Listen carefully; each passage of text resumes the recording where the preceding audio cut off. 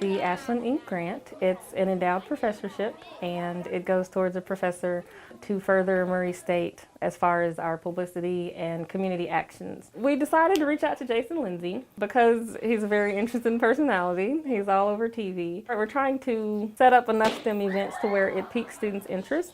And then the research I gather afterward is whether after participating in all the events, STEM Day, for girls also STEM Club, and then having Mr. Lindsay's visit, after doing all those activities, does it increase student interest in STEM is the major research focus.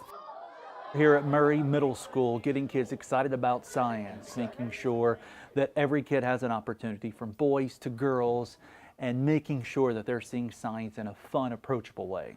And because of Murray State University and Ashland Inc., we're able to do science programs like this at local schools for no cost.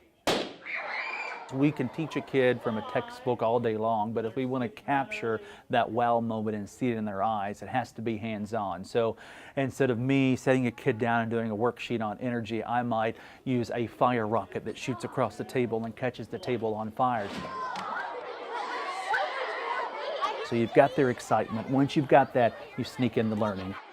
Our grant activities are twofold. We have STEM Day, where we focus on fourth graders at Murray Middle School, and those fourth graders get a fun-filled day full of STEM activities, and we rotate.